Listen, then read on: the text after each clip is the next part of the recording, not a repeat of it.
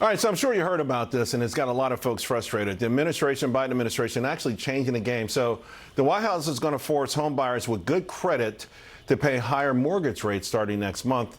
And the reason is to subsidize home buyers with low credit or very high credit risk. I'm going to bring in now Real Talk Capital CEO Rob Luna. Rob, I mean, listen, okay, you want to incentivize and help folks, but the idea of punishing people who've done things the right way, it's just nuts. It's so backwards to me. I mean, just what do you make of these new rules? Will they actually help home ownership? I mean, it's horrible. It's just a continual incentivization of doing the wrong thing and penalizing success, Charles. Just the same talk about student loans. People like myself that use student loans to pay their way through college, paid them back. It's the absolute wrong policy. And I think, you know, Charles, if you take a look at the statistics in the U.S., 60% of American wealth is in their first home that they're buying, in their home that they're buying. So when we start raising rates, penalizing people who, by the way, these millennials that are working hard, starting to make $100,000, $110,000, $120,000 a year, are getting right at that point where they can afford it, got their credit score built up, got their home down payment, and now you're going to penalize these people and take them further away from the American dream. That's the exact wrong policy.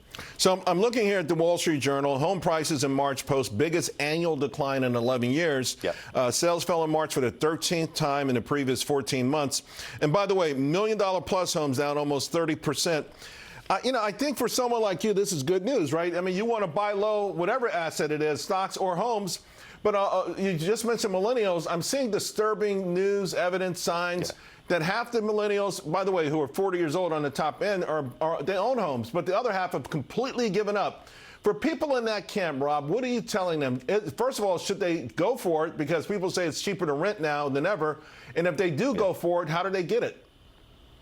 Well, look, Charles, I think, as you know, interest rates are lagging indicators. Just look about it a year ago. Okay, so I talked about if you're a family couple that's earning $100,000 a year right now, you should be spending about 40% of that on your home price. So let's think about that. That's about a $3,000 a month payment. A year ago, that $3,000 payment got you about a $700,000 house.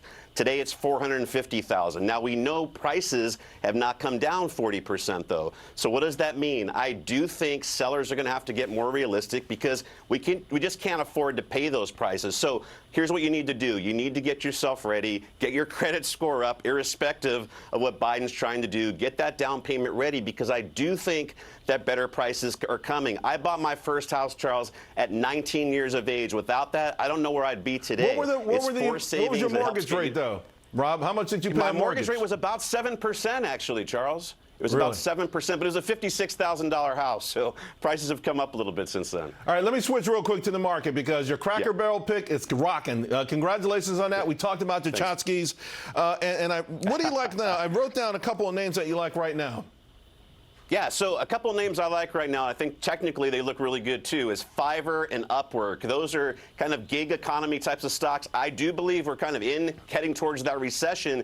People are going to be looking for work. Those are two places to go. And I don't think people are going to give up dating anytime soon. I like Bumble a lot. That's a Blackstone pickup. It's back down about to the valuations that Blackstone bought it out. So there's some good due diligence if you're looking in that space right now. I think Bumble's a good online dating pick for people to look at. I remember when Bumble let everybody off for like a week just to let them off because it felt good. I hope they're not doing that kind of dumb stuff anymore. Get the brass tacks, right?